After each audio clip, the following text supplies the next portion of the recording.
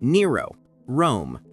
Nero is remembered as one of the most feared rulers in ancient history, not because he was the strongest or smartest, but because his cruelty felt unpredictable, wild, and terrifying even to the people closest to him. When he became emperor of Rome at just 16, many believed he would be guided by wise advisors. But as he grew older, something shifted. His mind twisted. His hunger for control became bigger than his kingdom itself, and soon, Rome began to feel like a stage built only for his desires, his ego, and his darkest impulses. People whispered that Nero cared more about performing as a singer, actor, or charioteer than running an empire. But behind those whispers was something worse: fear of a young ruler who enjoyed watching pain, who trusted no one, and who would destroy anyone who stood in the way of his fantasies.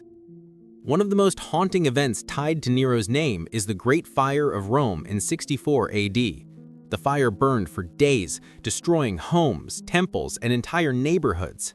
People screamed, families ran through smoke-filled streets, and bodies were found under piles of ash and collapsed roofs.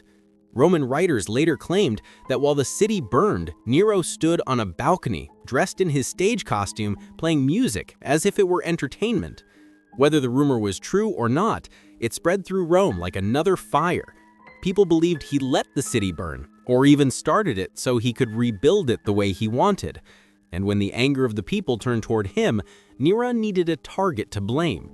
He accused a small, unpopular group at the time, the Christians, and ordered brutal punishments.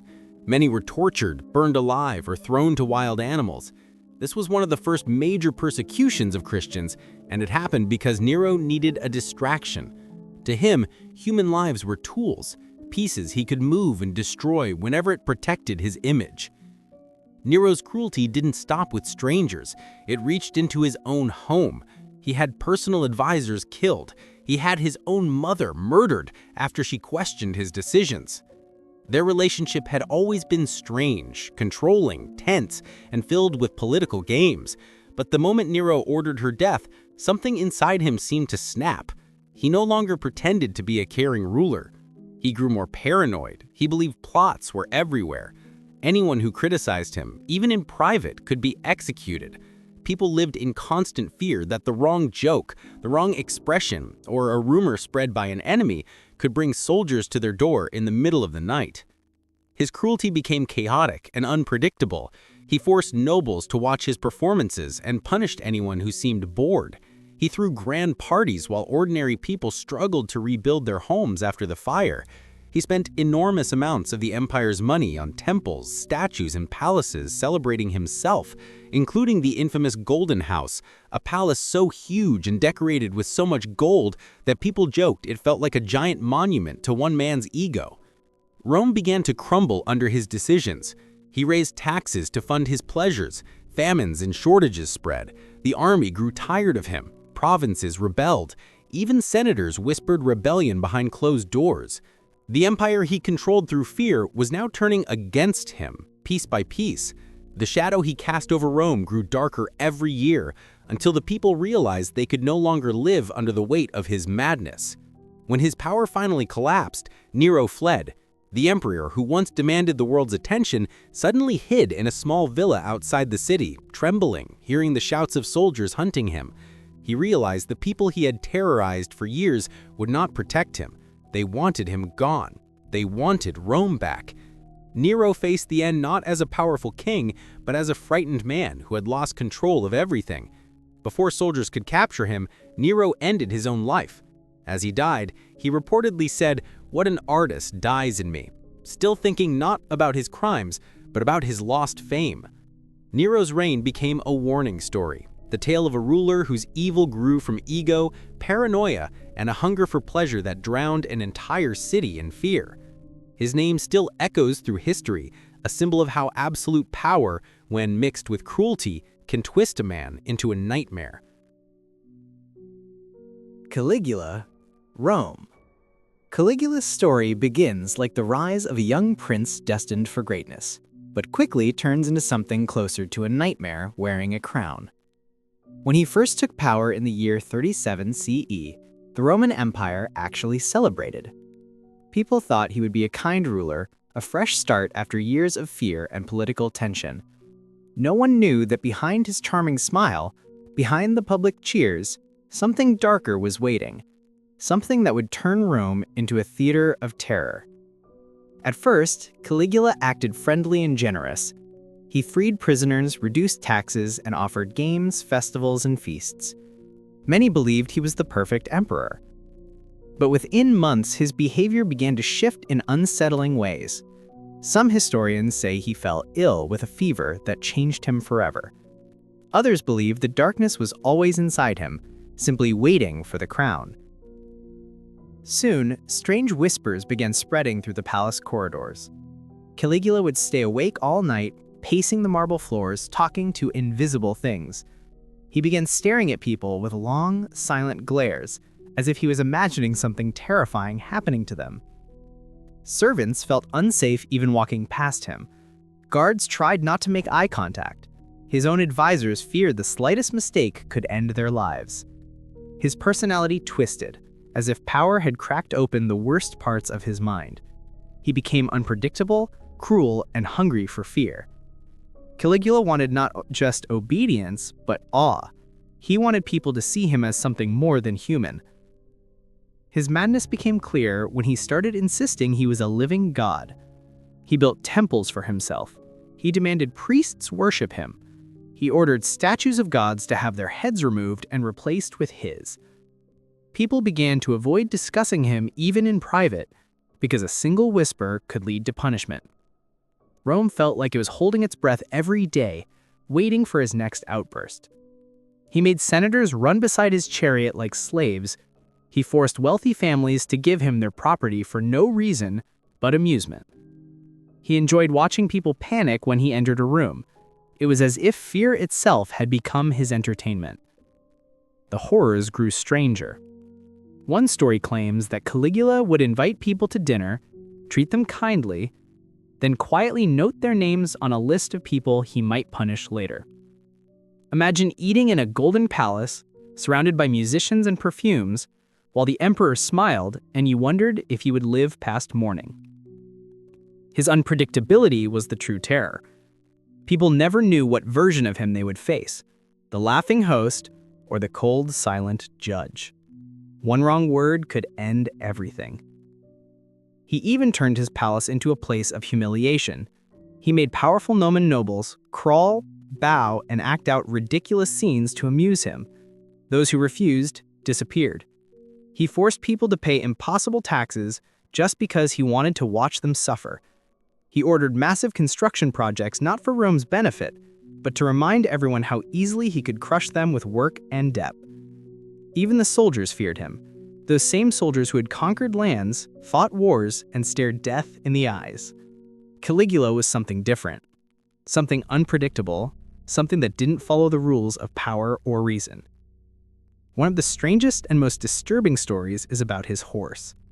Caligula loved the animal so much he gave it a marble stall, jeweled decorations, and servants.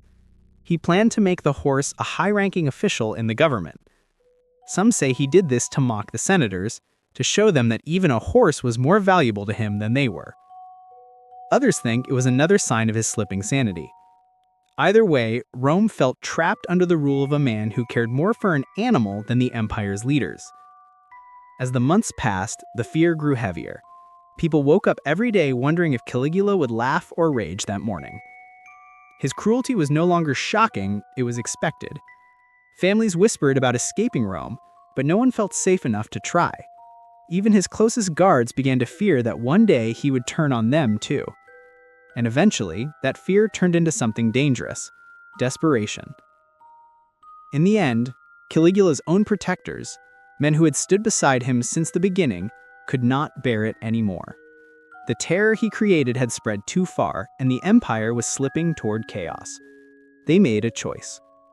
In 41 CE, after 4 years that felt like a lifetime of dread, Caligula's reign ended suddenly inside the palace he once controlled. The nightmare was over, but the stories remained. To this day, Caligula is remembered not just as an evil king, but as a living cautionary tale. What happens when absolute power meets a mind that cannot control itself? Henry VIII. Henry VIII is remembered as one of England's most powerful kings.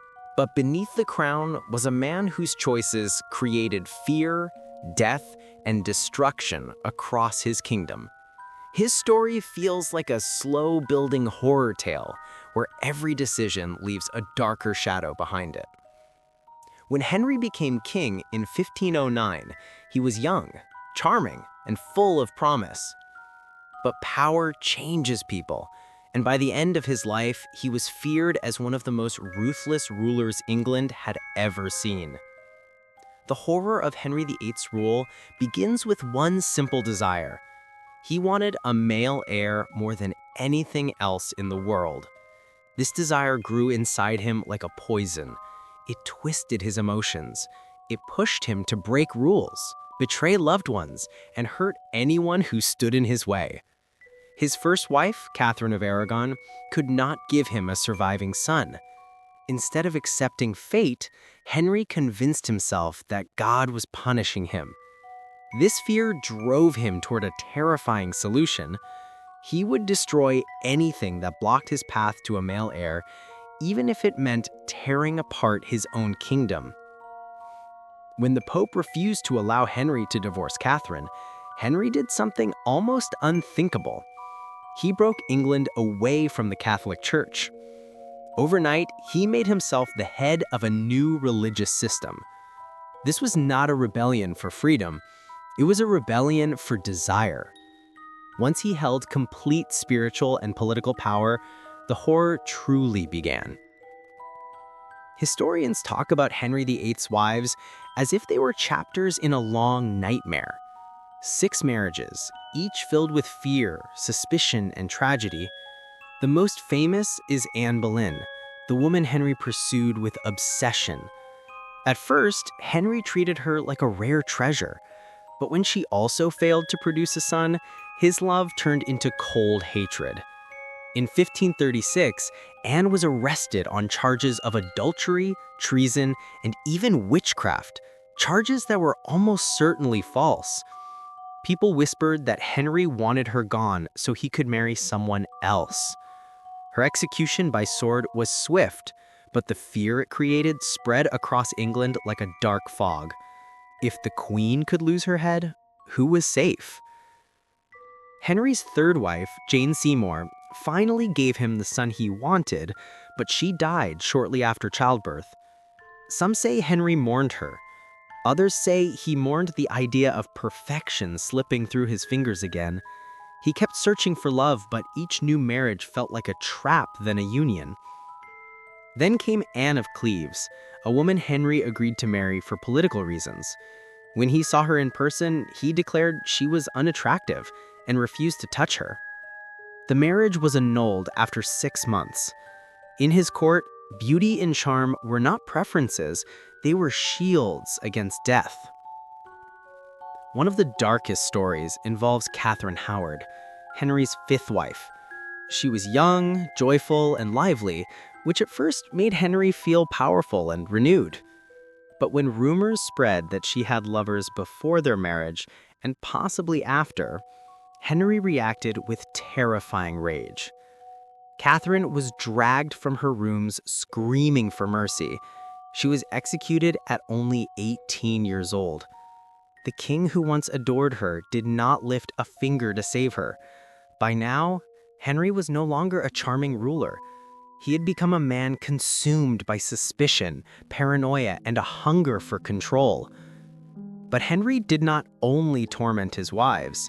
His anger reached every corner of his kingdom. When he decided that monasteries were outdated and too loyal to the old church, he ordered them destroyed. Thousands of monks, nuns, and priests were forced out. Some were executed. Ancient buildings were torn apart like corpses.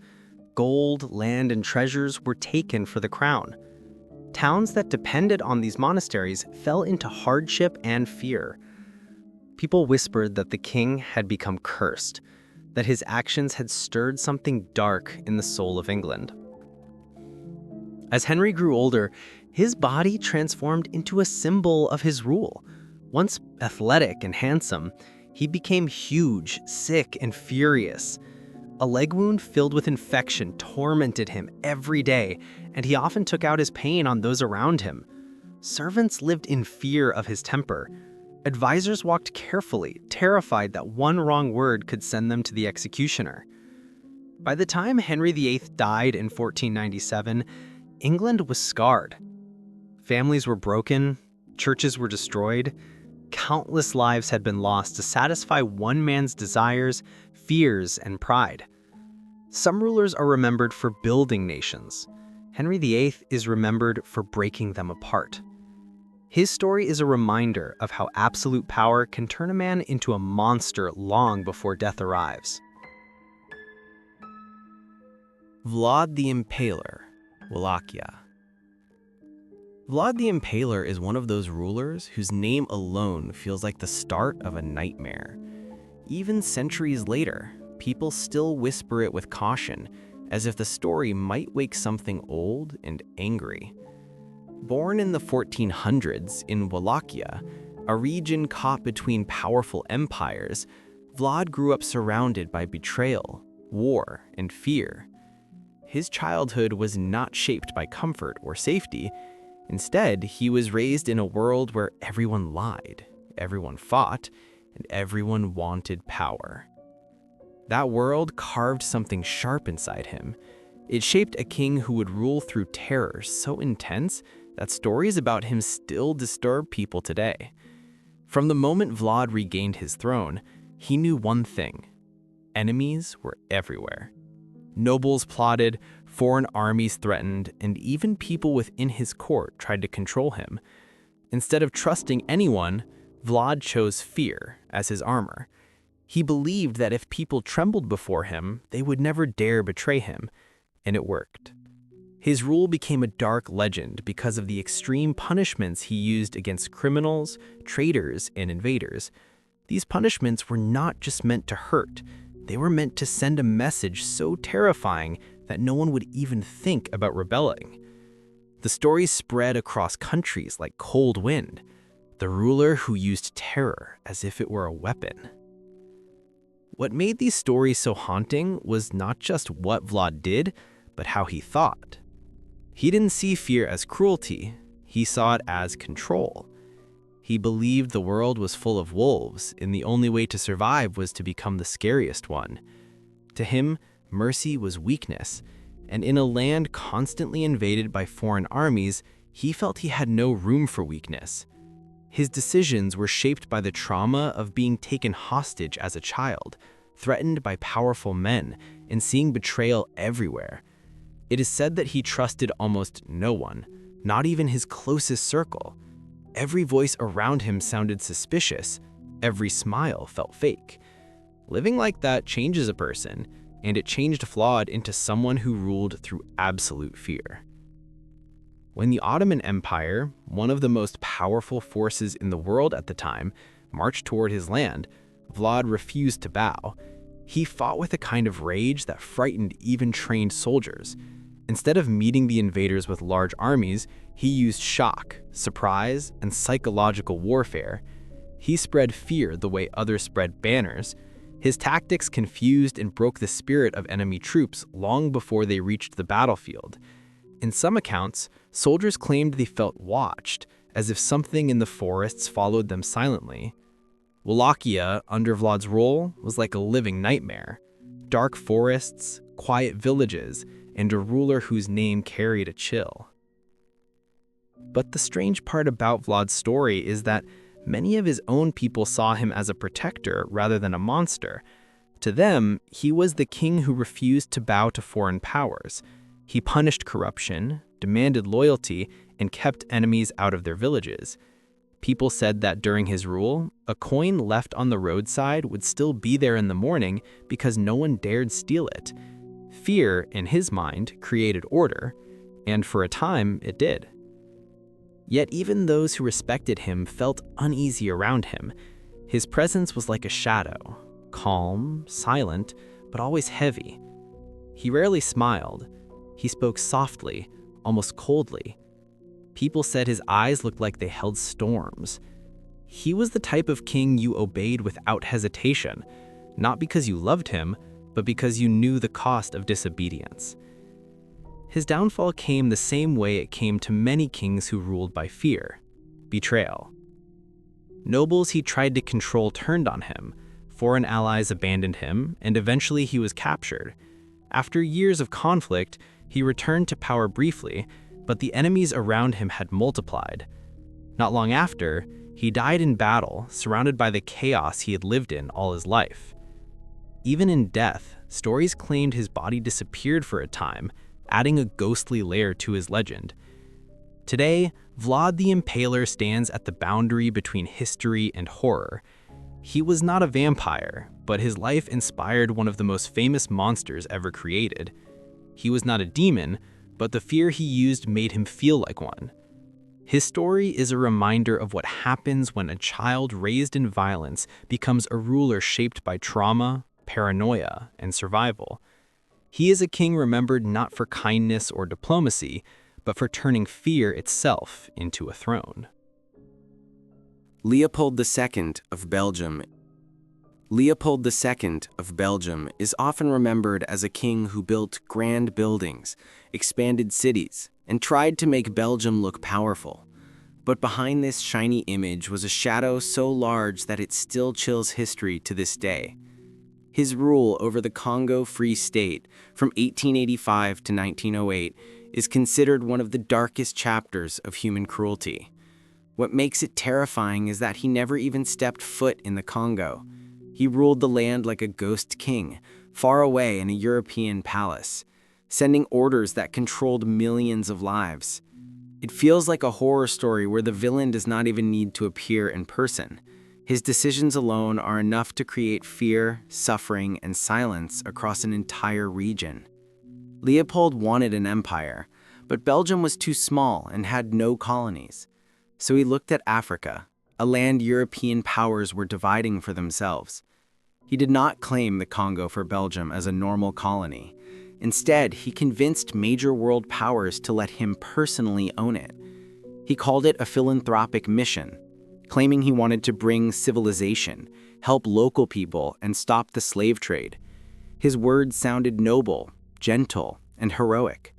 But they were lies, carefully crafted lies that hid his real goal: unimaginable profit. And he achieved that profit by turning the Congo into a giant forced labor system that served his personal greed. The Congo Free State became a place where people were forced to gather wild rubber, a resource that was exploding in value around the world. The forests were full of vines that produced sap, and Leopold saw money in every leaf and every drop. It did not matter to him how difficult, dangerous, or painful the work was. All he cared about was how quickly workers could meet the quotas he demanded. His rule created a system where agents followed one command: produce more rubber, no matter the cost. Villages were forced into impossible workloads. If they did not produce enough, they were punished. Families were torn apart. Communities lived under constant fear. The atmosphere of dread was so thick that even decades later, survivors described it as living inside a nightmare that never ended. What makes Leopold II's story even chilling is the silence. The Congo was huge, thousands of miles of deep forest, rivers, and isolated villages. There were no phones, no reporters, no outside witnesses. Deep inside this landscape, agents and private armies acted however they wanted. Leopold's rule operated like a shadow kingdom where the truth could not escape. People far away in Europe had no idea what was happening. The king continued smiling, hosting parties, and presenting himself as a man of peace and progress. He built monuments and grand avenues in Belgium, all funded by suffering happening an ocean away. The contrast is eerie. In Europe, beauty and celebration. In the Congo, fear and silence. Even those who tried to speak out found themselves ignored or silenced. Missionaries, travelers, and a few brave reporters began sending stories of what they witnessed, but their voices were small compared to the king's power. Leopold used newspapers, politicians, and public speeches to protect his image. For many years, the world believed him. It's terrifying to imagine one man controlling an entire narrative, bending reality so that the truth looks like a lie and the lie looks like noble charity. It shows how dangerous it is when one ruler gains too much power and too much control over information. But eventually the truth cracked through the silence. Photos and reports escaped the Congo, creating a wave of anger across Europe and America. Activists, writers, and ordinary people began to demand answers. What was happening in this private kingdom? Why were so many people suffering? Why did the population drop so drastically? Leopold tried to defend himself, but it was too late. The evidence was overwhelming. It spread like wildfire, uncovering the horror behind his humanitarian project. Forced labor, abuse, broken families, starving communities. These realities destroyed the king's carefully built mask. International pressure grew so strong that Belgium was forced to take control of the Congo from him in 1908. It didn't erase the suffering, but it ended Leopold's personal rule. The most chilling part is that the population of the Congo was reduced by millions during his rule. Historians still debate exact numbers, but the scale of loss is one of the largest caused by a single ruler's greed and cruelty. And remember, he never even walked on the land he controlled. Leopold II died wealthy, comfortable, and unpunished. He burned many documents related to his Congo rule, another unsettling detail that makes his story feel like a horror tale of a villain trying to erase his crimes. But he could not erase the memories of the people, nor the evidence already circulating around the world. Today, Leopold II stands as a symbol of the evil that can happen when greed joins power, when a distant ruler treats people as tools, and when the world looks away for too long. His story reminds us that horror is not only found in monsters or myths. Sometimes it is found in the decisions of real people.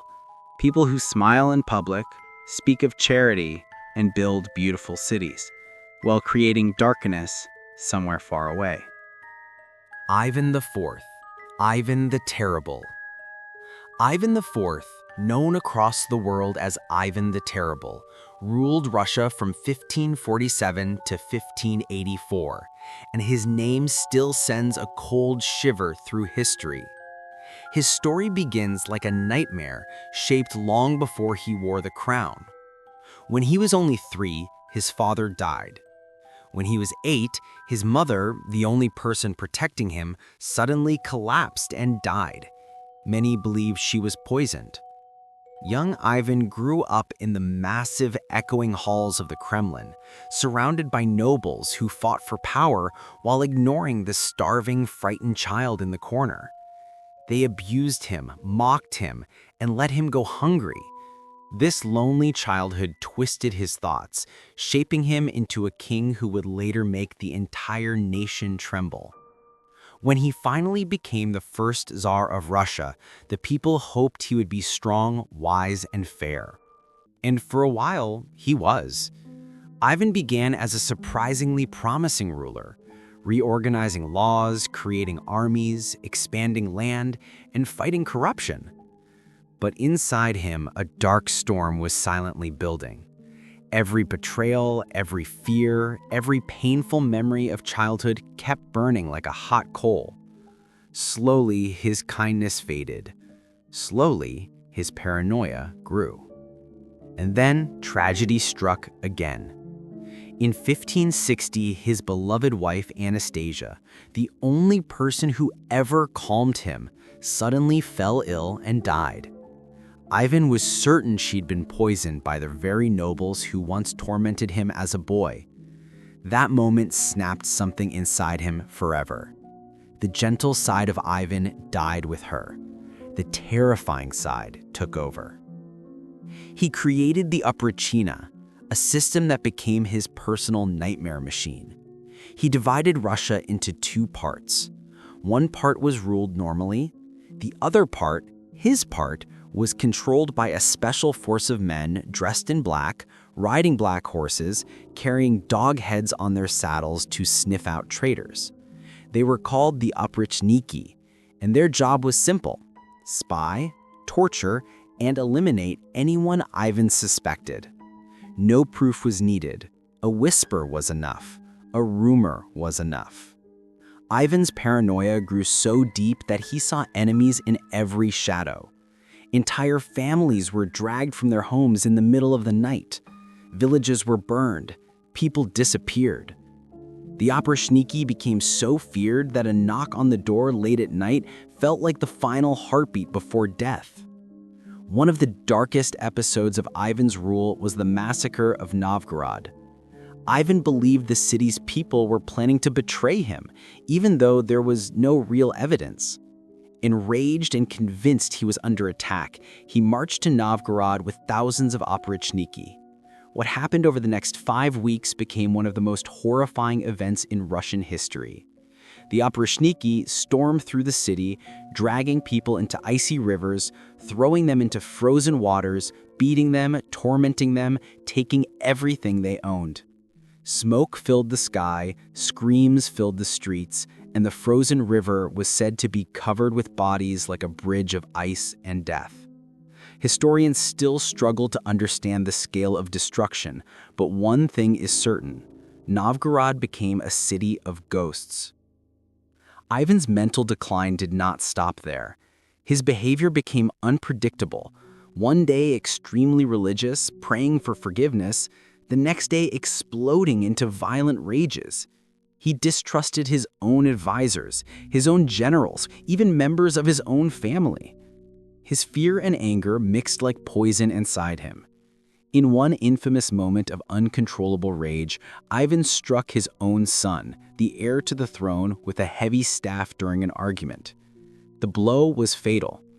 As his son died in his arms, Ivan screamed in terror and sorrow, realizing what he had done. That moment has become one of the most tragic images in Russian history. A king kneeling beside the dying son he loved but could not control himself enough to protect. With his heir dead and his mind shattered, Ivan became even more unstable.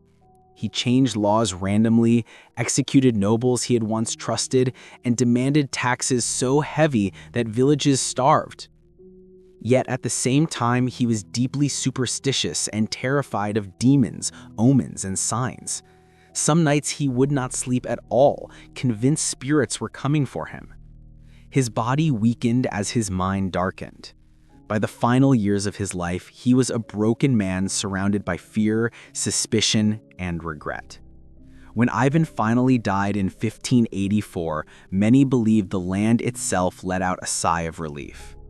Russia was left shaken, traumatized, and leaderless. His reign led to the Time of Troubles, a chaotic period of famine, war, and political collapse. Even centuries later, Ivan the Terrible remains a symbol of how power, paranoia, and trauma can turn a ruler into a nightmare. He began as a bright young king with hope in his heart, but fear and darkness slowly swallowed him whole. His story is not just about cruelty, it is a warning about what happens when absolute power meets a haunted mind. Ashurnasirpal II, Assyria. Ashurnasirpal II is one of those kings whose name seems to fade into ancient dust, yet his shadow still feels alive the moment you read about him. He ruled the Assyrian Empire nearly 3,000 years ago, but the fear he created is the kind that never really dies. His kingdom stretched across parts of modern-day Iraq, Syria, and Turkey, and though he expanded Assyria's power, he built that empire with a level of terror that even ancient writers struggled to describe. Kings are often remembered for victories, monuments, or loss. Ashurnasirpal II is remembered for the screams that echoed behind his armies. And when you go through the records he left behind, you realize he was proud of that fear. Ashurnasirpal II did something most kings never did. He wrote down his own cruelty like someone bragging about trophies. The inscriptions he carved into walls, pillars, temples, and palace stones describe how he dealt with the people who resisted him. And these weren't heroic stories. These were horror stories written by the monster himself. He talked about flaying, peeling the skin off enemies while they were still alive, and then hanging that skin over city walls as a warning. He wrote about burning entire groups of people alive, He wrote about cutting off noses, ears, arms, tongues, and hands. He wrote about stacking heads into pyramids. He wanted every city he approached to surrender before his army even arrived, because the alternative was too terrifying to imagine. Imagine standing on a city wall and hearing that Ashurnasirpal is coming. You know what happened to the last city that resisted him. You know the stories. His soldiers marching through the streets, dragging out leaders and skinning them alive in front of the people. You know that anyone who tries to flee gets their hands cut off. The king didn't hide these details. He carved them into stone so future generations would read them and feel the same fear. In a way, he wanted to become immortal using terror as his signature. The king's capital, Nimrud, was built to show his power. But it wasn't just a capital, it was a monument to intimidation. Walking through its gates, you would see giant stone guardians, winged lions, and bulls with human faces, massive, staring creatures meant to remind every visitor that they were entering the realm of a ruler who believed his strength came from divine permission. The walls inside his palace were carved with scenes of his conquests, battles, and the punishments he carried out. His goal was clear: no one should ever forget what he could do. But the most disturbing part is not just what he did on the battlefield, it's how normal he made cruelty seem. When he hosted a huge feast to celebrate the opening of his capital, he invited around 70,000 people. He fed them, entertained them, and displayed his glory. Guests looked at gold decorations, huge sculptures, and endless luxury. But outside those palace walls, thousands of prisoners were being used for forced labor or punished brutally to make the city shine. He mixed beauty with horror so smoothly that both became part of the same story. It's almost like the city itself was smiling on the outside and screaming underneath. Ashurnasirpal II believed fear was a tool, and he used it like a master craftsman. Many kings relied on diplomacy or alliances. He relied on terror. If a city heard he was marching toward them, most surrendered immediately, not because they couldn't fight, but because they didn't want to share the fate of the ones who resisted. His army moved like a shadow, and people whispered his name like a curse. Even in a world where violence was common, his cruelty stood out. Ancient cultures wrote about him the same way modern people talk about serial killers: fascinated, horrified, unable to look away. He also forced entire populations to relocate. Tens of thousands of people taken from their homes and moved across the empire. Families were split, cultures disappeared, cities were emptied. He wanted total control, and he didn't care what he had to destroy to get it. When you look at the bones left behind in ancient ruins, or the broken walls of conquered cities, it's easy to feel the lingering presence of someone who ruled through fear rather than loyalty. Yet, to the people inside his court, Ashurnasirpal II probably looked like a powerful, organized, disciplined leader. He built one of the strongest armies of the ancient world, developed advanced siege tactics, and turned Assyria into a major empire. But underneath that political success was a river of blood. And that's exactly why he fits so deeply into the most evil kings category, because he didn't commit cruelty out of chaos or madness. He committed it on purpose, as strategy. He believed terror was the fastest path to greatness. When Ashurnasirpal II finally died, there were no great rebellions of sorrow, no legends about kindness, no tales praising his mercy. What remained were inscriptions of pain, walls carved with violence, and cities rebuilt using slave labor. Even today, when archaeologists dig through Assyrian ruins and uncover his words, they still sound like something from a nightmare. His legacy lives on as a chilling reminder. Sometimes the darkest rulers are the ones who believe cruelty is simply another tool of the crown.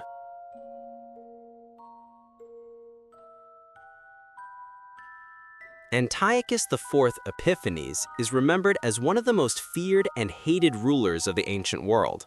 He ruled the Seleucid Empire from 175 to 164 BCE, but his name still echoes through history like a warning. Even in his own lifetime, many people called him Epimanes, which means the Mad One. They whispered it behind closed doors, afraid he would hear them. They believed he was capable of anything, any cruelty, any punishment, any violent act, because he ruled with a strange mix of arrogance, madness, and a deep hunger for total control. His story is not just about a king, it is about a man who believed he could crush entire cultures to shape the world into his perfect image.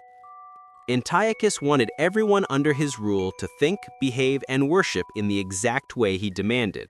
To achieve this, he used a combination of fear, brutality, and psychological terror. He entered cities with armies behind him and declared new rules overnight. He ordered people to abandon their old customs and follow new ones that he preferred. For some people, this meant abandoning traditions that were thousands of years old. For others, it meant giving up the identity that shaped their lives. Anyone who resisted him faced harsh punishment. He saw mercy as weakness, and weakness was something he despised. One of the darkest parts of Antiochus's rule was his attempt to force Greek culture and religion onto the Jewish population of Judea. In his eyes, their beliefs were a threat, something stubborn, something he had to break. So he decided to destroy their traditions from the root. He outlawed their laws, banned their rituals, and sent soldiers door to door to make sure people obeyed. The guards did not knock. They kicked in doors with force, searched homes, and punished anyone who held on to their traditions in secret. People lived in constant fear. Some hid sacred texts under loose floor panels. Some whispered prayers only in their minds. Others lived with the dread of metal boots stomping toward them in the night. To break their spirit even more, Antiochus did something unthinkable. He marched into the temple in Jerusalem, the most sacred place for the Jewish people, and defiled it. He ordered a statue of Zeus to be placed inside and forced sacrificial animals, ones forbidden by Jewish law, to be killed on the altar. To many, it felt like watching their world collapse. The smell of blood, the smoke rising in their holiest place, and the mocking laughter of soldiers made it feel like a nightmare that had broken into real life. Those who resisted were punished in ways that feel unreal today. Historical accounts describe people being beaten, tortured, burned, or killed for keeping their beliefs. Mothers who refused to surrender their children's traditions were dragged through the streets.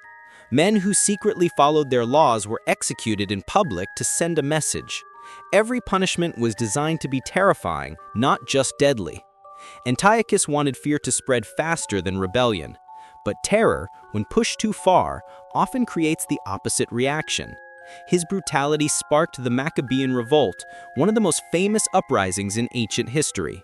A small group of fighters, outnumbered and outarmed, began a rebellion against his forces. They fought in forests, caves, and mountains. They used the terrain as their shield. They attacked at night, never letting Antiochus's soldiers rest. Slowly, word spread that a spark of resistance still burned. Antiochus grew furious. He sent larger armies to crush them, but the rebels refused to disappear. While the revolt gained strength, Antiochus seemed to unravel mentally. Different accounts say he became paranoid and violent toward his own advisors. He accused loyal officers of betrayal and punished people without proof. At times he acted like a god, demanding worship and praise. At other moments, he acted like a tyrant driven by fear. Some say he believed he was chosen to reshape the world. Others say he was slowly losing touch with reality, trapped inside the smoke-filled corridors of his own mind. His death is described in almost myth-like ways. Some ancient writers claim he fell sick suddenly on a military campaign. They describe a strange illness with intense pain, hallucinations, and a body covered in crawling sensations. They say he screamed at night, imagining shadows attacking him. Whether these descriptions are exaggerated or not, they capture how people of the time viewed him, a king whose cruelty returned to him in the end, like a curse. Antiochus IV Epiphanes left behind a legacy soaked in fear, destruction, and cultural trauma. His rule stands as a reminder of what happens when a leader tries to erase identity, silence belief, and enforce absolute control. He wanted to be remembered as a godlike ruler. Instead, he became a symbol of oppression, one of the most feared kings in ancient history, whose name still carries the cold chill of a nightmare whispered across centuries. King John, England. King John of England is often remembered as a cruel, greedy, and deeply feared ruler, a king whose shadow still seems to crawl through English history like a cold hand dragging itself across stone. When people speak of him, they don't talk about glory or heroism. They speak about rage, betrayal, starvation, torture, and fear. They speak about a king who seemed to enjoy breaking people the way a child breaks toys. Except his toys were living human beings. John was not the kind of king who inspired loyalty. He was the kind who made people whisper behind closed doors, wondering how long they might survive under a ruler who punished his enemies and sometimes his friends with the same cold cruelty. His cruelty did not explode overnight. It slowly grew, layer by layer, like rot spreading through wood. As a young prince, John was nicknamed Lackland because he owned nothing and earned nothing. People said he was jealous, ambitious, and hungry for power. When he finally became king in 1199, it was as if all those years of jealousy had hardened inside him, creating a king who ruled not with fairness or wisdom, but with suspicion and revenge. John did not trust anyone, and because he trusted no one, he punished everyone. He listened to whispers, acted on rumors, and demanded loyalty so absolute that even a hint of disagreement could destroy a person's life. One of the most chilling examples of this was the fate of his nephew, Arthur of Brittany. Arthur had a claim to the throne, and John saw him as a threat. The boy was captured, imprisoned, and then he simply vanished. No trial, no announcement, just gone. Many believe John murdered Arthur with his own hands, possibly while the boy begged for mercy. The idea of a king killing a helpless teenager sent a shiver through all of England and France. From that moment on, John was no longer simply disliked, he was feared. But John's cruelty reached far beyond royal rivals. If a noble angered him, John didn't just punish the noble, he punished their families, their servants, their lands. He ordered starvation, imprisonment, and torture to break their spirits. Prisoners under John lived in darkness, in wet stone rooms where rots ate the food before they could reach it. Many never came out alive. Some starved slowly, others were chained so tightly they could barely breathe. John understood something terrifying. Fear keeps people silent. So he used fear like a weapon sharper than any blade. He loved money almost as much as he loved power. But John did not earn money, he squeezed it out of his people like squeezing blood from a wounded animal. He raised taxes again and again, drained entire villages, and punished anyone who could not pay. Debtors were thrown into dungeons, sometimes with their families. Even the church was not safe. When the Pope disagreed with him, John seized church property, exiled priests, and took gold from holy places. People said he was cursed. People said God had turned his face away from England. People whispered that this king had darkness inside him. John's cruelty even stretched into the realm of hunger and pain.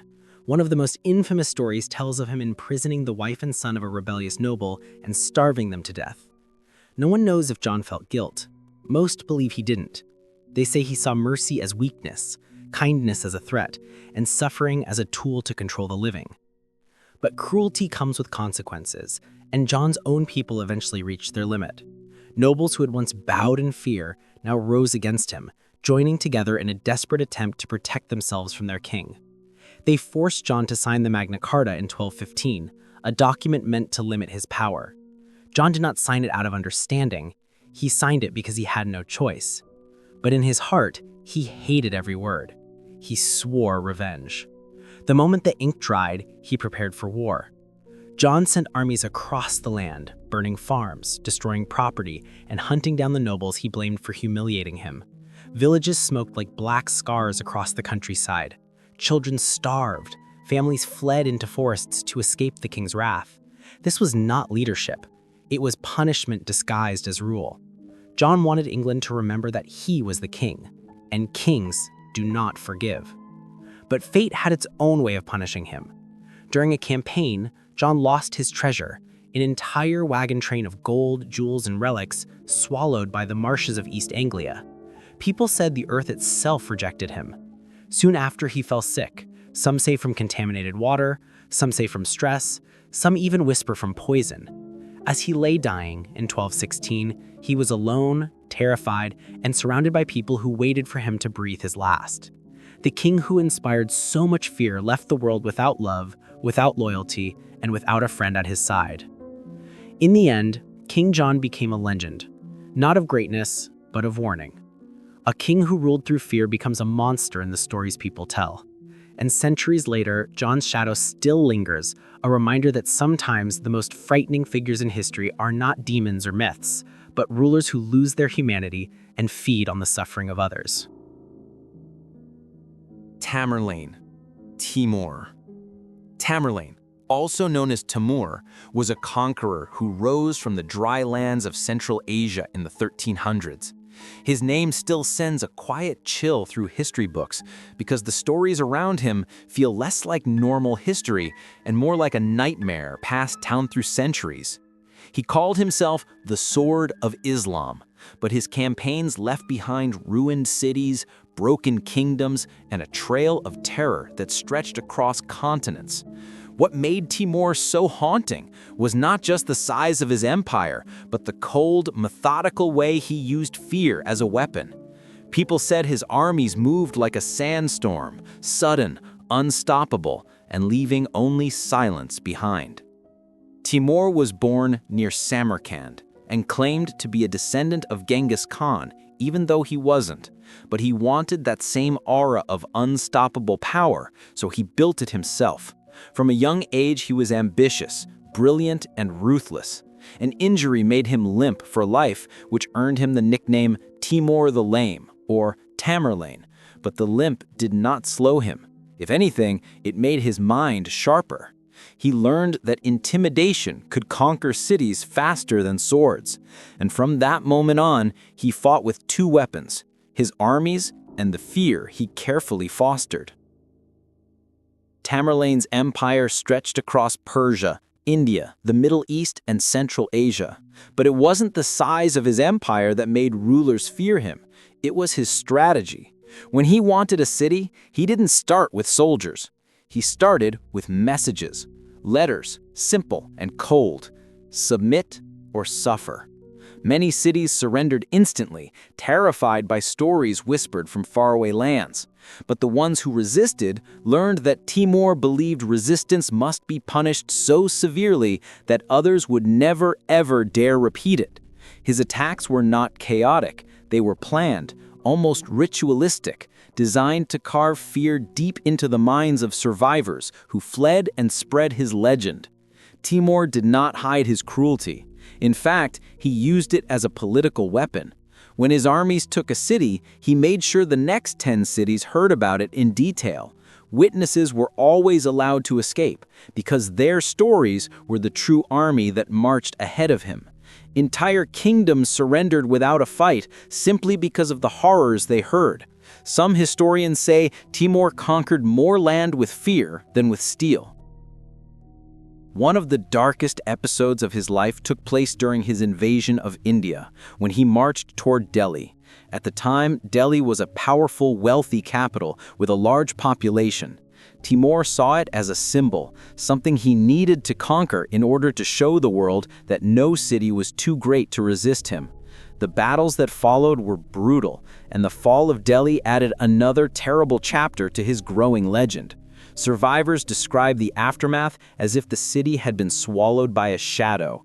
In the Middle East, Timur's war against the Ottoman Empire and the Mamluks created even more stories. He loved to break empires that seemed unbreakable. To him, strong kingdoms were not warnings, they were invitations. He fought the Mamluks in Syria, took Baghdad, and defeated the Ottomans so completely that their empire nearly collapsed before it had even begun. When Timur's armies approached, even hardened soldiers felt a sinking dread because they knew he always punished resistance in ways that lived in memory for generations. Timur believed he was chosen by fate to rule the world. This belief made him unstoppable because he saw every victory as confirmation that destiny was on his side, and anyone who stood in his way was not only an enemy, they were a challenge to that destiny. He once claimed that a ruler must teach lessons so great that no second lesson is needed. That sentence alone reveals the chilling philosophy behind his campaigns. But under all the terror, Timur was also a builder. He fortified cities, created new trade routes, brought scholars to his court, and turned Samarkand into a glittering cultural center. His architecture was beautiful, his capital filled with vibrant blue tiles and impossible domes, and yet that beauty carries a strange, unsettling feeling, even today, because it was built by a man whose empire was soaked in fear. Samarkand became a jewel in the desert, shining over an empire built on broken kingdoms.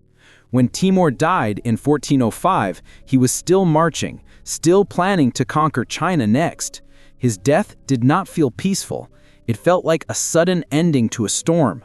His empire quickly fell apart without his iron control, but the memory of his terror lived on. Cities he conquered carried scars for centuries. Entire cultures told stories about him to warn future rulers, and in many places, parents whispered his name like a dark bedtime warning, a reminder that even the strongest city can fall if fear marches at its gates. What makes Timur so terrifying is not just the destruction he caused, but the cold intelligence behind it. He understood human psychology. He understood how fear spreads faster than armies, and he used that knowledge to shape the world in his image. In the end, Timur was not just a conqueror. He was a master of dread, someone who built an empire, not only with swords, but with nightmares that still echo through history. King Herod, Judea. King Herod of Judea is remembered as one of history's most disturbing rulers because his story feels like something pulled out of a nightmare. When people talk about evil kings, Herod's name always rises to the surface, wrapped in shadows, betrayal, and paranoia so strong it ate him alive from the inside. His reign was filled with fear, silent corridors, and a sense that no one, family, friend, servant, or advisor, was truly safe. And what makes Herod terrifying is not just the things that happened under his rule, but the cold, calculating way he moved through his kingdom, always watching, always doubting, always ready to strike first before anyone could threaten him. His world became a twisted game of suspicion, and he played it until it destroyed everything around him. Herod did not begin as a monster. He was a clever young man who rose through politics with speed and confidence. At first, people admired how he handled crises, how he built structures, and how he tried to stabilize a land constantly pulled between powerful empires. But power is a dangerous thing, especially when it falls into the hands of someone who fears losing it. Herod looked at his throne not as a seat, but as a fragile object that could break at any moment. That fear became the seed of something dark inside him.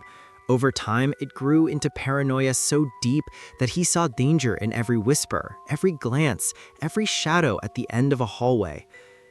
His palace soon became a place where people spoke in low voices, careful not to say the wrong thing. Servants moved quietly, never making eye contact for too long. Advisors constantly measured their words, afraid that one mistake could be their last. And Herod? He watched them all from behind cold eyes, trying to guess which one would betray him. The terrifying part is that most of them never planned to, but paranoia does not care about the truth. Herod began to believe that everyone else wanted to take his crown, so he acted before they could. His rule became a cycle of suspicion, judgment, and irreversible decisions. What truly cements Herod as one of history's darkest rulers is what happened inside his own family. He had a deep, complicated love for his wife, Mariamne, yet even that love could not break through the iron walls of distrust he had built in his mind. He adored her, but he also feared her influence. Fear twisted love into something strange and cruel. He believed every rumor about betrayal. He imagined plots that never existed. And little by little, he pushed away the people closest to him until his own home felt like a haunted palace of secrets and mistrust. People whispered that Herod loved Mariamne so intensely that it broke him, turning affection into obsession and obsession into fear. And fear in Herod's hands always led to destruction. As his paranoia deepened, the atmosphere around him grew darker. The palace became divided into rooms Herod rarely left, guarded hallways that echoed at night, and windows where he would stand alone, staring out as if expecting enemies to rise from the darkness at any moment. The image of Herod is chilling, a powerful king surrounded by wealth, yet living in constant dread, pacing alone through marble corridors while the rest of the kingdom slept. Picture him wandering in silence, unable to trust anyone, his own thoughts becoming the monsters that hunted him. Outside the palace walls, Herod wanted his name to inspire awe. He built massive structures, fortresses, palaces, temples that still stand today. These projects served two purposes: to show his greatness and to hide his growing unease. Building was his way of drowning out the whispers in his mind. But even gigantic stone walls cannot silence fear. The more he built, the more he worried. The higher his towers grew, the deeper his paranoia sank. It was as if each stone carried a fragment of his anxiety. Herod's harsh rule made people afraid to speak openly.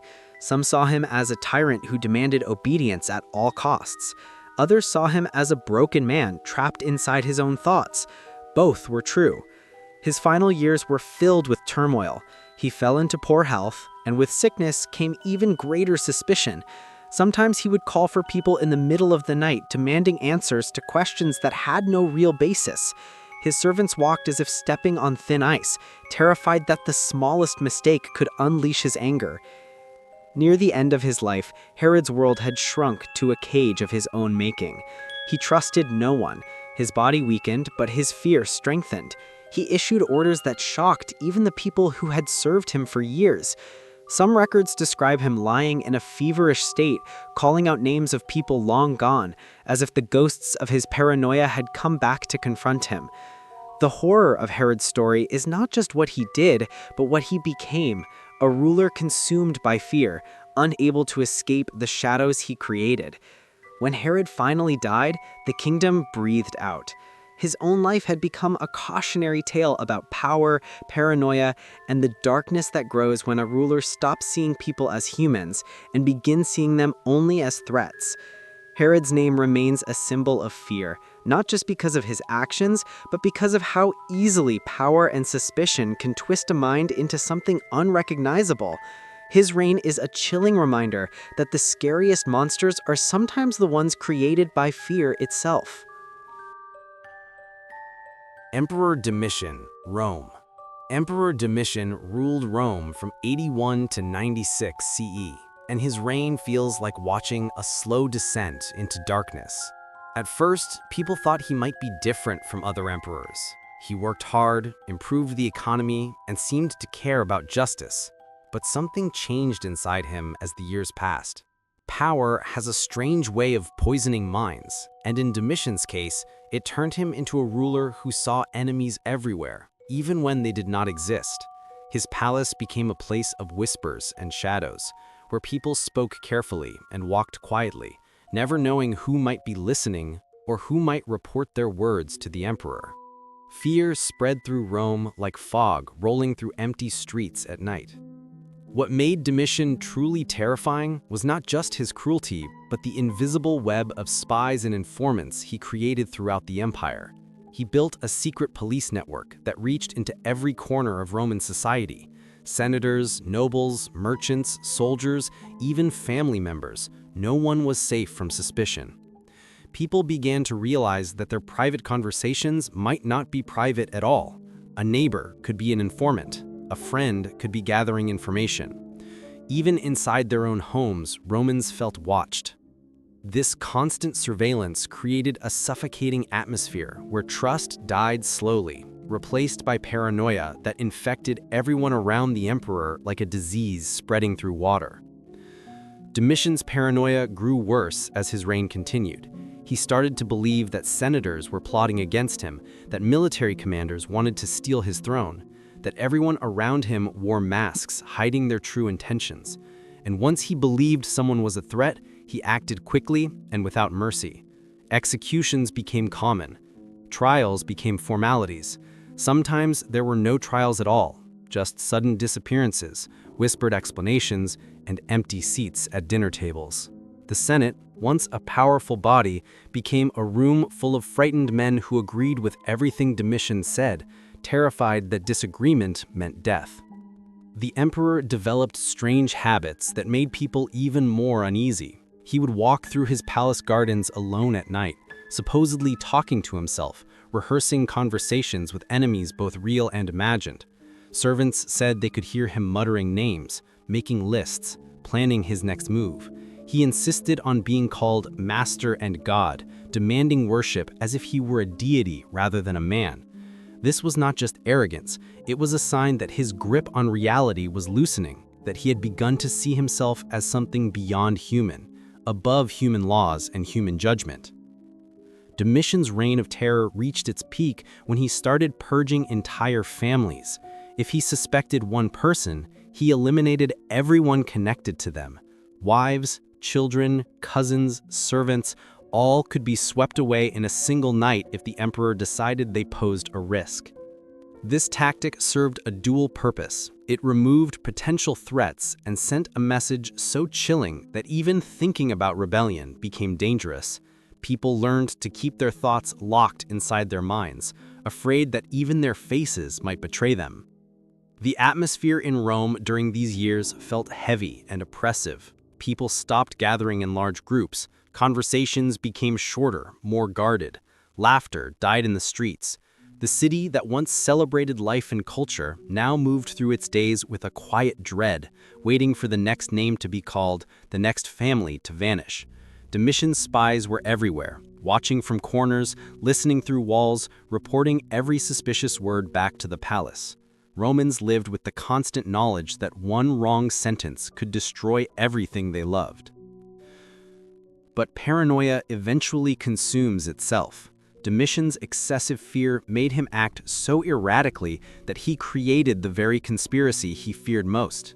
Even his closest advisors and guards began to whisper among themselves, realizing that no amount of loyalty could guarantee safety.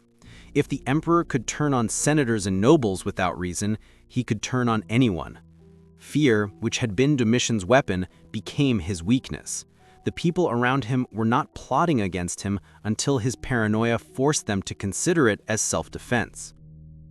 In 96 CE, Domitian's fears finally materialized. A conspiracy formed among palace staff, guards, and even members of his own household. They had watched him for years, seen how his mind worked, understood that he would never stop suspecting, never stop purging. On a September afternoon, assassins struck inside the palace itself, ending his reign in the very place where he had tried to make himself untouchable. The irony was dark and complete. The emperor who trusted no one was killed by the people closest to him, the ones he should have trusted most. Domitian's legacy is not written in monuments or military victories. It is written in the memories of fear, in the scars left on Roman society by constant surveillance and arbitrary violence. His reign proved that power combined with paranoia creates a special kind of horror, one where the enemy is invisible, where safety is an illusion, and where even silence can be dangerous. Emperor Yahya Khan, Pakistan. Yahya Khan ruled Pakistan as a military dictator from 1969 to 1971, and those years left scars that still ache in the memories of millions. He came to power through a coup, wearing a uniform and making promises about stability and order. But behind a polished military appearance and the official statements lived a man whose decisions would lead to one of the darkest chapters in South Asian history. What makes Yahya Khan's story so haunting is not just what happened, but how preventable it all was. He stood at a crossroads where he could have chosen peace, dialogue, and compromise. Instead, he chose force, suppression, and violence. And that choice transformed a political crisis into a human catastrophe. The struggle began when East Pakistan, separated from West Pakistan by 1,000 miles of Indian territory, started demanding more autonomy and fair representation. The people there had legitimate complaints. They were treated as second-class citizens despite having a larger population. Their language was disrespected, their economy was exploited, and their political voice was ignored. When they won elections fairly and democratically in 1970, they expected to form the government. But Yahya Khan and the West Pakistani establishment refused to accept the results. They could not imagine allowing East Pakistanis to have real power. And so instead of honoring democracy, Yahya Khan chose to crush it.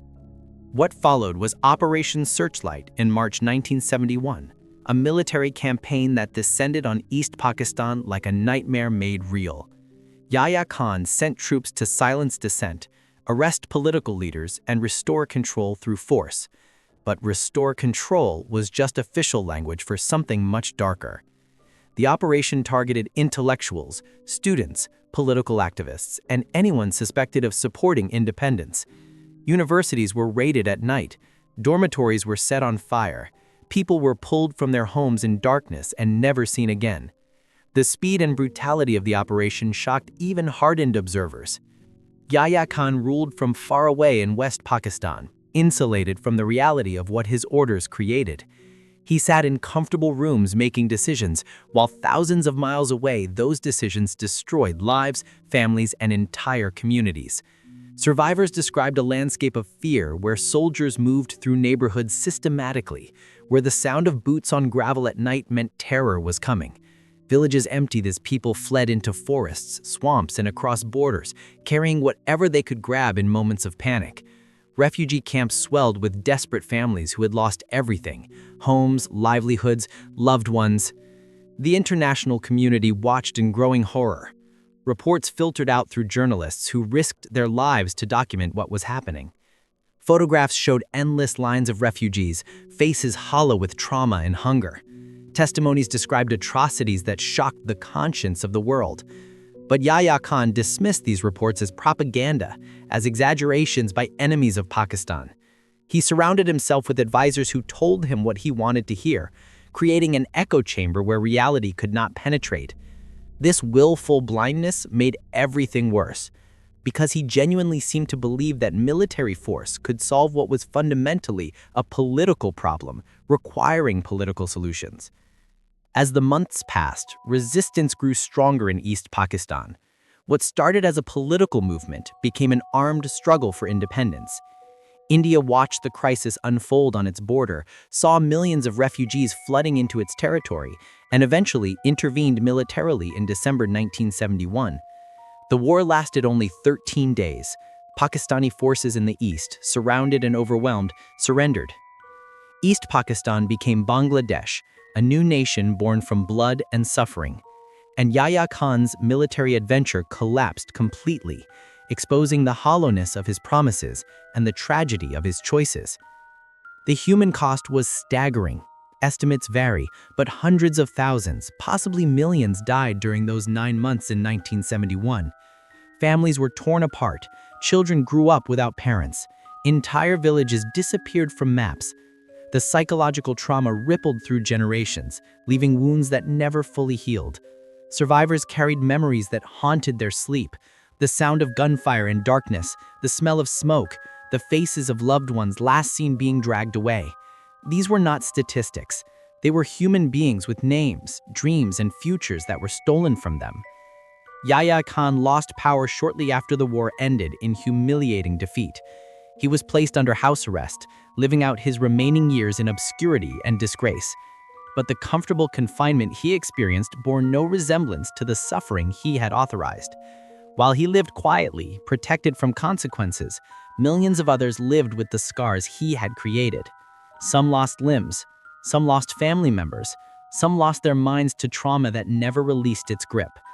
The inequality of these outcomes, the perpetrator living peacefully while victims suffered endlessly, adds another layer of darkness to his story. What makes Yahya Khan particularly disturbing in the catalog of cruel rulers is not unique sadism or personal brutality, but rather the bureaucratic, distant nature of his cruelty. He ordered suffering from far away, insulated by geography and power from witnessing the results. He signed documents that translated into screams in the night. He made strategic decisions that became funerals and refugee camps. This kind of evil, administrative, detached, rationalized through military necessity, is in some ways more chilling than personal violence because it reveals how easily humans can cause massive suffering when they never have to see the faces of their victims.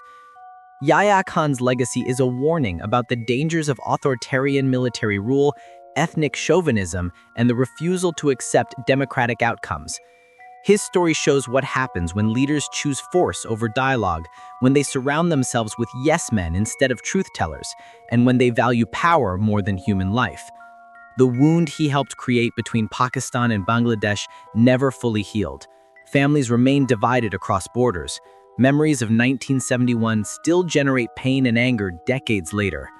And in the quiet moments, in the spaces between official histories, Survivors still remember those terrible months when a man in a distant capital made choices that destroyed their world.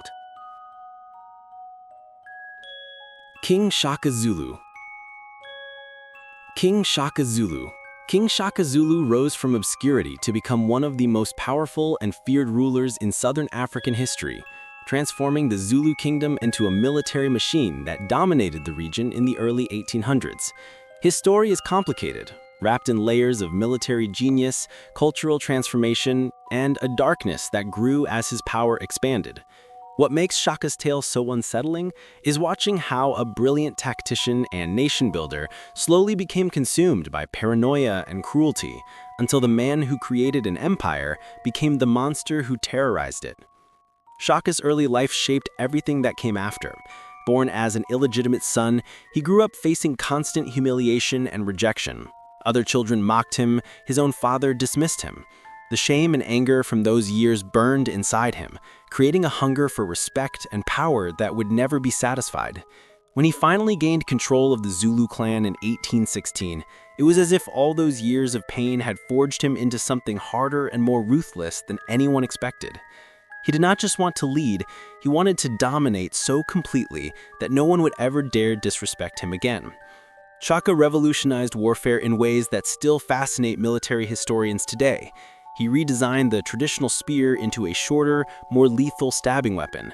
He developed new battle formations that moved like living organisms, encircling enemies and crushing them with coordinated precision. He trained his warriors until they moved as one body, creating an army that struck with speed and overwhelming force. Under his leadership, the Zulu military became something the region had never seen before, a professional, disciplined, almost unstoppable force that swept across the landscape, absorbing or destroying everything in its path. But military genius came with a terrible cost. Shaka demanded absolute obedience and perfection from his warriors. The training was brutal, designed to break down individual will and rebuild men as instruments of war. Soldiers who showed weakness or failed in battle faced harsh punishment, sometimes death. Cowardice was unforgivable. Retreat was unthinkable. Shaka created a culture where fear of disappointing the king was greater than fear of dying in combat. This psychological control was as important as his tactical innovations, because it meant his warriors would follow any order, no matter how difficult or dangerous. As Shaka's empire expanded, so did the severity of his rule. The man who had been humiliated as a child now held the power to humiliate others, and he seemed unable to resist using it. Minor infractions could result in execution. Perceived disrespect meant death. Even small mistakes or accidents could be interpreted as disloyalty and punished with terrifying swiftness. The atmosphere around Shaka became thick with tension, where people measured every word and gesture, afraid that one wrong move would bring his anger down on them like a storm. The death of his mother, Nandi, in 1827 triggered something dark and uncontrollable in Shaka. His grief was immense, but it manifested as rage rather than sorrow. He declared a year of mourning so extreme it became a nightmare for his people. He ordered that no crops be planted, no milk consumed. Thousands were executed for not showing sufficient grief or for grieving incorrectly. Pregnant women and their husbands were killed. The period of mourning became a period of mass punishment, as if Shaka wanted the entire nation to suffer because he was suffering. This was grief twisted into tyranny, personal trauma becoming collective tragedy. Witnesses from this period described an atmosphere of constant terror. People walked carefully, spoke in whispers, and avoided eye contact with the king. Shaka's court became a place where survival meant perfect obedience and invisible existence. Those who stood out for any reason, good or bad, risked attracting his attention, and his attention was dangerous. Advisors who once spoke freely now remained silent. Warriors who once showed pride now moved with caution. The transformation was complete. The liberator had become the oppressor. The nation builder had become the nation's greatest threat. What makes Shaka's descent particularly tragic is that it was not inevitable. His early rule showed signs of wisdom and vision. He built alliances, incorporated conquered peoples into his kingdom rather than simply destroying them, and created administrative systems that worked. But power, grief, and unchecked authority slowly poisoned these better impulses. As his empire grew larger, he grew more isolated and paranoid. Success did not bring him peace or satisfaction. It brought only more fear of losing what he had gained. By 1828, even his closest supporters realized that Shaka had become too dangerous to allow him to continue ruling. His half-brothers Dinyane and Mohangana, along with an advisor named Mbopa, made the decision to end his reign permanently. They assassinated him in September of that year, striking while he met with a delegation. Shaka's death was quick, a spear thrust from someone who had once served him loyally. The irony was sharp and bitter. The man who had built an empire through the spear died by the spear, killed by his own methods, destroyed by the culture of violence he had created. Shaka's legacy is complex and contested. He transformed the Zulu nation into a powerful kingdom that resisted European colonization for decades after his death. His military innovations influenced warfare across the region.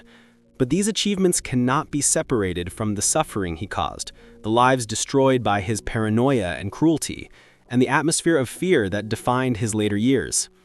He proved that brilliance and brutality can exist in the same person, that someone can build great things and terrible things simultaneously. The story of Shaka Zulu is a reminder that power without restraint leads to darkness, that personal trauma can become collective tragedy, and that even the most capable leaders can become monsters when nothing checks their authority. His name remains powerful in Zulu culture and African history, but it carries with it the weight of contradictions, pride and shame, achievement and horror, strength and suffering, all bound together in one complicated, troubling legacy that refuses simple judgment or easy understanding.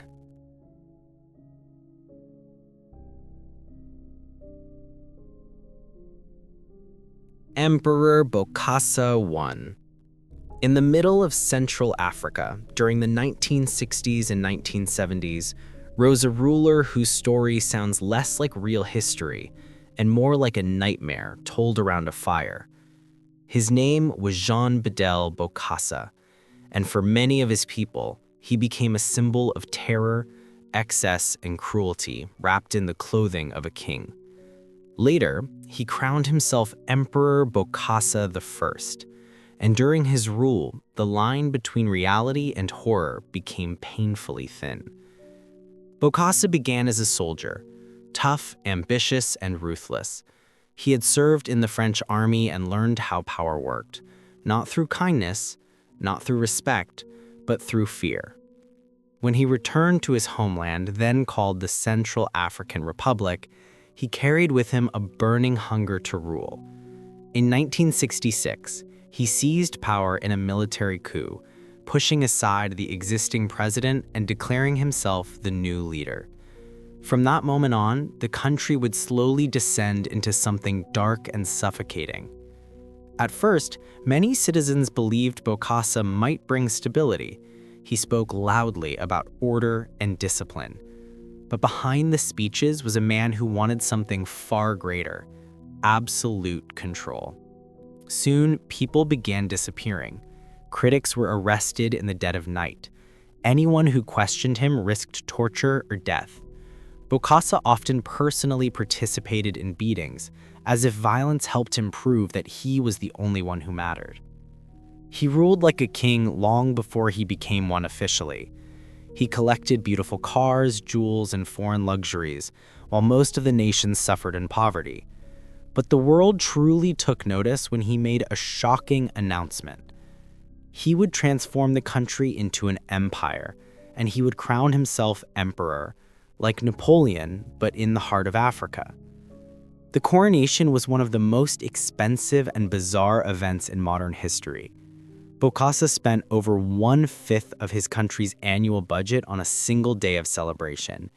He rode through the streets in a gold-covered carriage drawn by horses flown in from Europe. He wore a velvet cloak, a crown designed after Napoleon's, and a throne shaped like a golden eagle. Meanwhile, far from the parade, many children had no food, no medicine, no school supplies, nothing. To Bokassa, the suffering didn't matter. He believed he was chosen for greatness. When he looked in the mirror, he didn't see a dictator.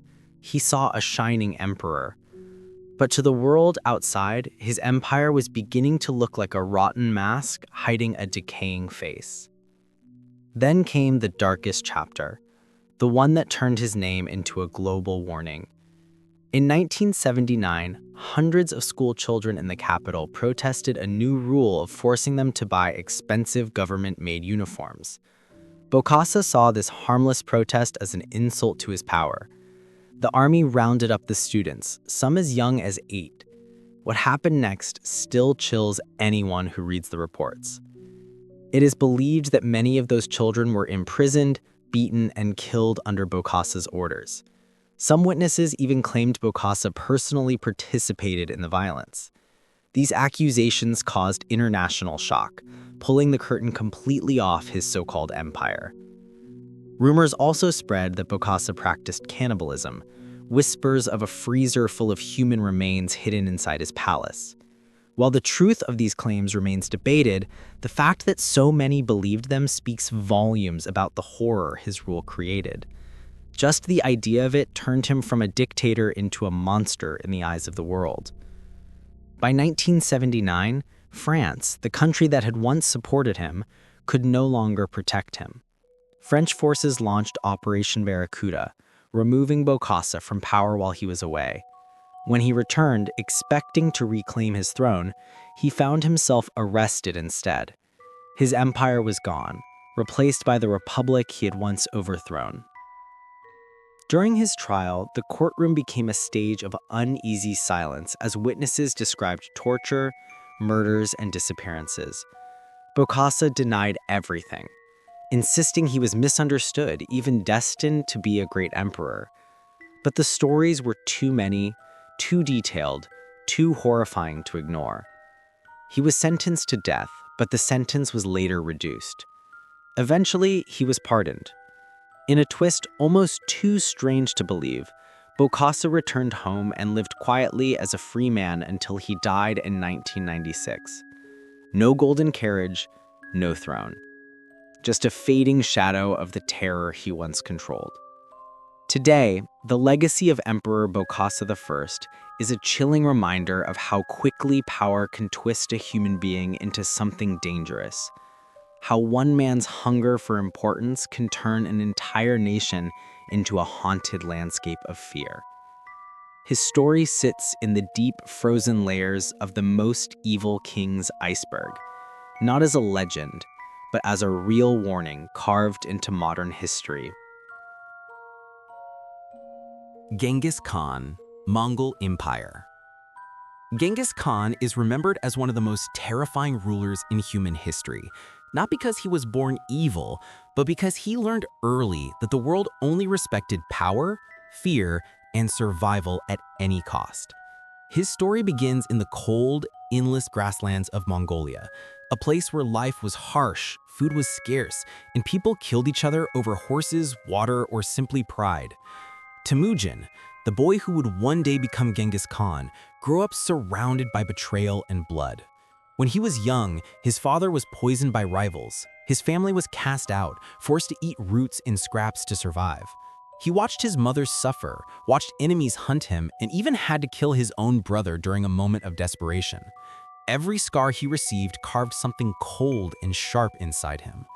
By the time he grew into a man, he believed the world had only one rule: strike first, strike hard, and leave no enemy alive to strike back. When Temujin finally united the Mongol tribes, something ancient woke inside the steppe. The people began to see him not as a man, but as a storm, a living curse who could reshape the world with violence. He took the title Genghis Khan, universal ruler. And he meant it.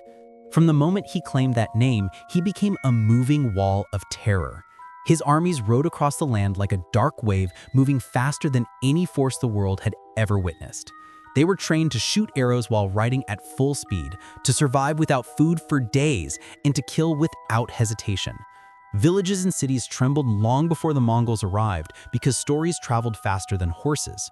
Stories of cities burned to ashes, of people buried alive, of rulers crushed under wooden boards so that their screams were muffled but their bones still broke. Whether every story was true or exaggerated never mattered. The fear itself was real, and Genghis Khan used that fear as a weapon. In China, he destroyed cities that refused to submit, sometimes wiping out entire populations to make an example. The great city of Zhongdu, one of the richest capitals in the world, fell after months of siege. Survivors claimed the streets were so full of bodies that the Mongol horses could not ride through without stepping on the dead.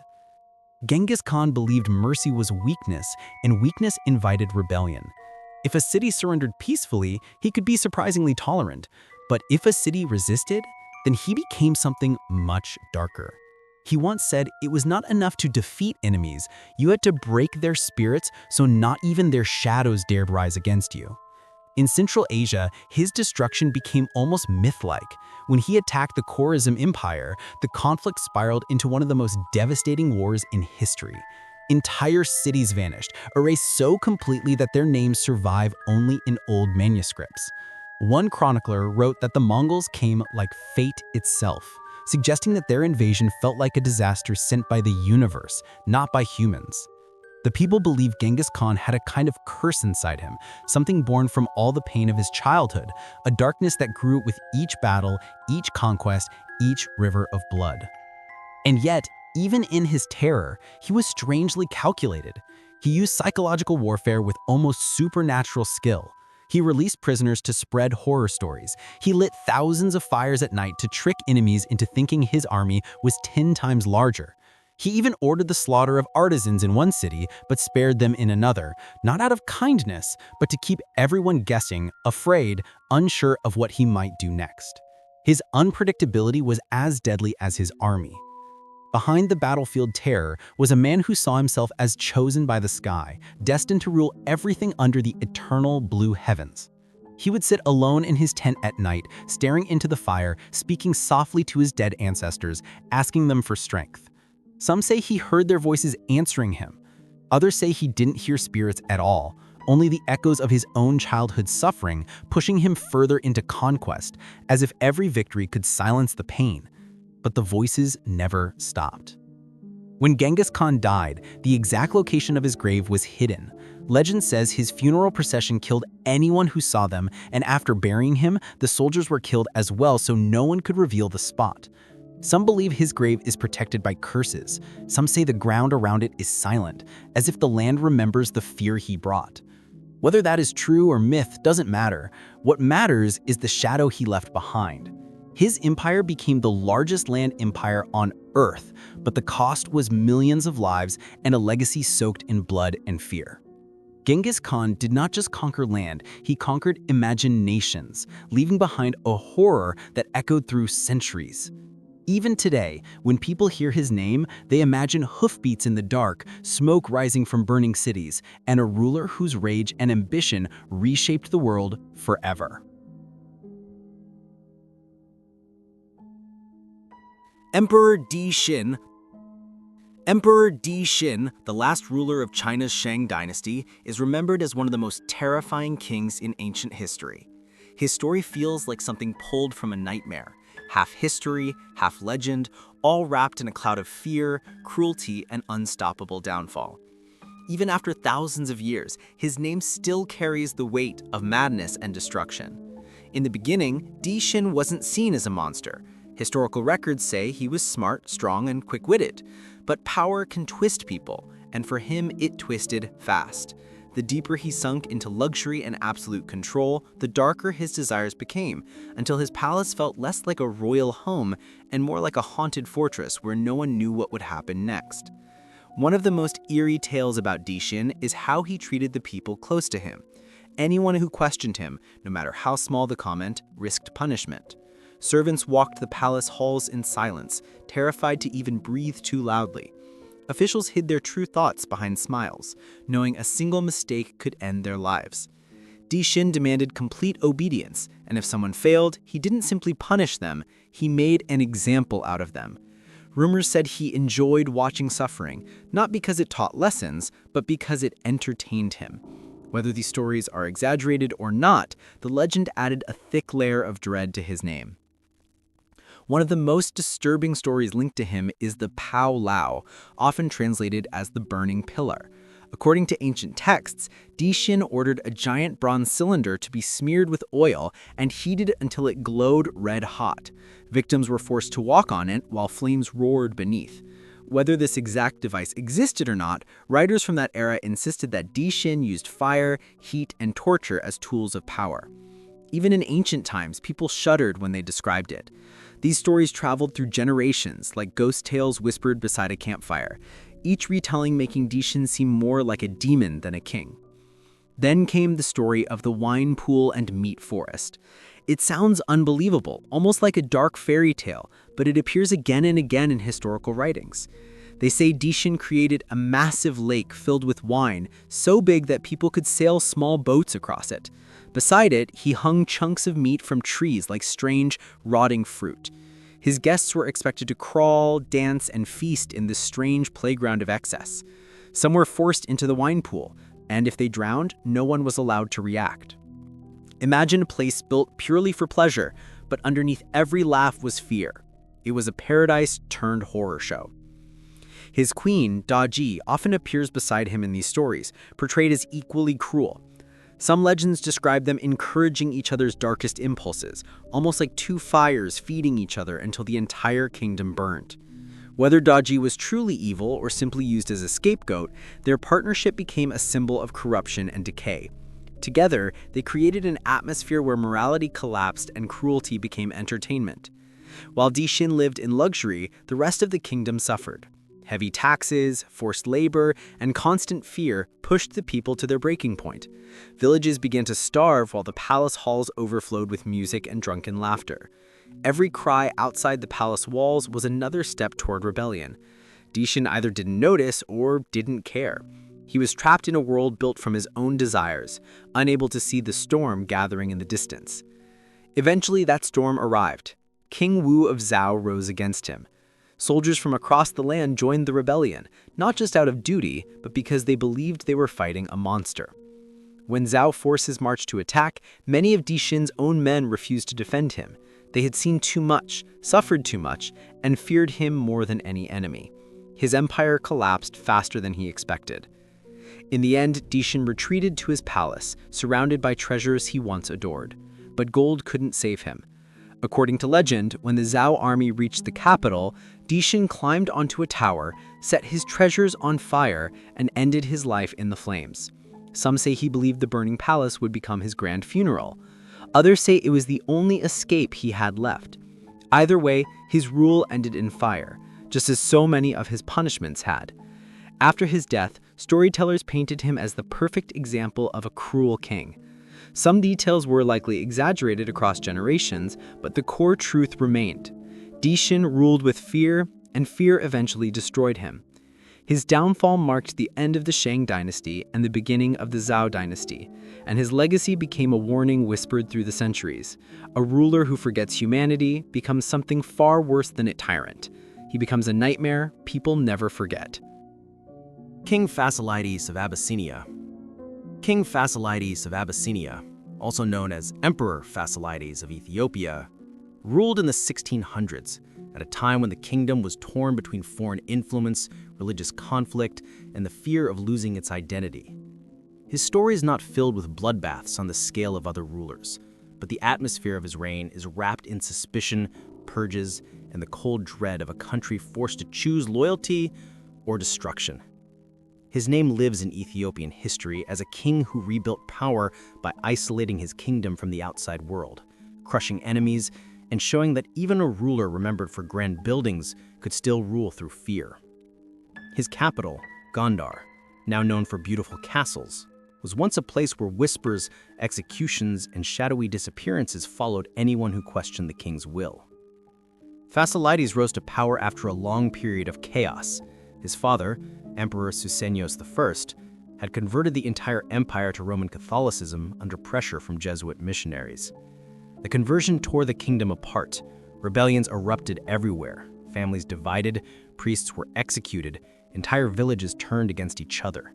Susenyos became hated, and the land drowned in unrest. When Fasilides came to the throne, he promised peace, but peace born from iron control and ruthless purification. He immediately rejected Catholicism, drove out European missionaries, and restored the Ethiopian Orthodox Church. But the way he did this was far from peaceful. Missionaries were jailed, hunted, or forced into deserts to die. Anyone who resisted the return to orthodoxy was publicly punished. Those believed to be foreign-minded vanished in the night, taken by soldiers who served the king in absolute secrecy. The most chilling part of Fasilides' reign came from how he saw foreign influence, not as diplomacy, but as contamination.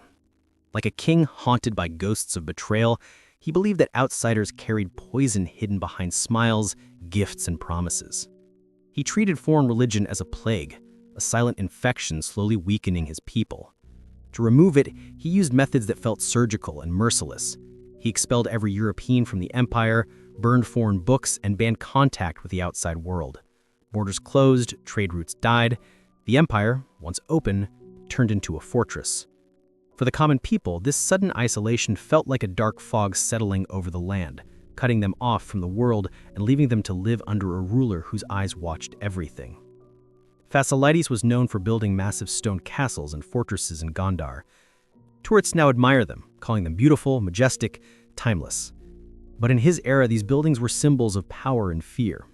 Inside the cold stone walls were secret rooms, underground passages, and chambers where prisoners were kept out of sight. Some were rebels, some were spies, some were people who simply said the wrong thing at the wrong moment. The castles were not only royal homes, they were machines of control, designed to remind the people that their king lived in a world above them, unreachable and unquestionable. When the sun set behind those high walls, the torches inside cast long shadows across the floors, and rumors spread that the king used hidden chambers to interrogate traitors until they broke. The Jesuit missionaries who once held great influence were his greatest targets. Fasilides believed they had corrupted his father and nearly destroyed Ethiopia's soul. When he expelled them, he didn't simply escort them out. He hunted them. Many died on the journey, starved, or were killed by locals who saw them as enemies of the nation. Others who refused to leave were imprisoned or executed. Their churches were destroyed, their teachings outlawed, and the remaining followers scattered. It was a purge rooted in fear. Fear that if one Jesuit missionary remained, the empire would slip into chaos again. Fear that foreign powers would manipulate faith to control Ethiopia. Fear that his father's shame would return. But power built on fear never stands quietly. Fasilides faced rebellions from nobles who opposed his strict rule. He crushed them with force, sending armies to burn villages, take hostages, and drag rebel leaders to Gondar in chains. Those captured were given brutal public punishments meant to warn others. Some were mutilated, others were executed in the palace courtyard while crowds were forced to watch. Stories say that rebel chiefs were sometimes blinded so they could never again lead armies. These acts created an atmosphere where loyalty was not love, it was survival. At the same time, Fasilides rewrote laws, strengthened the church, and reshaped the kingdom into a religious fortress. While he ended his father's civil wars, he replaced them with a quiet, tense obedience. Ethiopia survived, but it survived under the shadow of a king who believed unity could only be enforced through vigilance and paranoia. To many modern historians, he is both a preserver and a suppressor, someone who saved Ethiopia's identity, but did so using methods that chilled the blood of his enemies and frightened his people into silence. In the end, King Fasilides left behind castles, churches, and a unified Orthodox kingdom, but also a legacy of isolation, purges, and religious terror. His name is carved into Ethiopian history as a ruler who protected his land by building walls of stone and walls of fear. And long after his death, those massive Gondar castles still stand, silent and cold, as if they remember everything that happened inside them. The whispers, the confessions, the footsteps echoing down dark corridors, and the fear that held a kingdom together.